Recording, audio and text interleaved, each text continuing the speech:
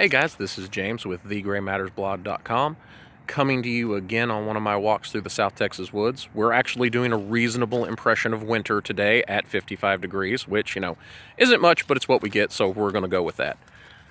I've got another poem for you guys. It's one I actually really enjoy.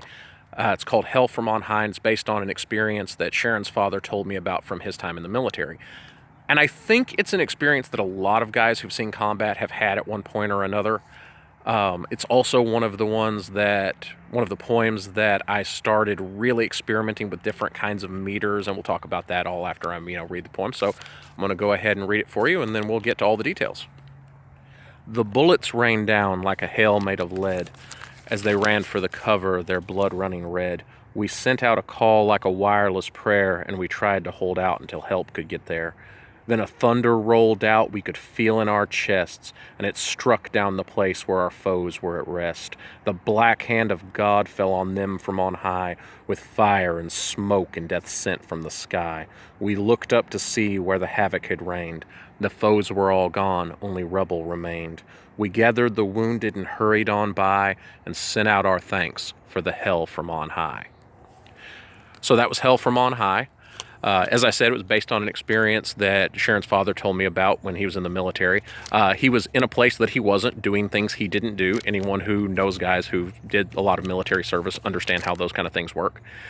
And he was in a position where his entire group was pinned down by sniper fire coming from a group of buildings. And they didn't know if they were going to make it out. So his commander finally managed to call in some air support. Briefly after that, a A-10 Warthog flies overhead and drops what must have been all the bombs in the world, or at least that's what it felt like. And the sound that made is apparently not a sound you hear, that's a sound you feel. Whenever they went and actually got their heads up above the ramparts, they noticed that not only were the snipers gone, so were all the buildings. And that's an experience where you get your ass saved by air support or heavy artillery, is an experience I've been told about by lots of guys who've seen combat. So I kind of wanted to write a poem about that. Also, it's kind of significant in that I really started experimenting with rhyme scheme, and I decided to try this one. This is actually one that, to be honest, I kind of cribbed from a Lord Byron poem, The Destruction of Sennacherib.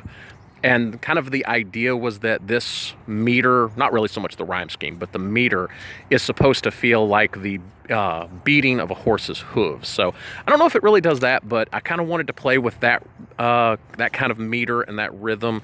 And I think it makes for kind of an interesting poem. Let me know what you guys think of this video. We're doing another video without my face in it and just doing the scenery. I actually got some feedback that you guys kind of preferred this way. I had decided I was gonna try doing it like split, where I showed you some of my face and some of the scenery, but apparently my phone is not smart enough to switch mid-video, so for now we're gonna go with this. If you're of the camp that you'd really rather me point the camera at my face, then let me know. All right, thanks guys. Give us a like, give us a subscribe. It really helps us out. Also, comments really help out. Give me criticism, good, bad, indifferent, and have a good day.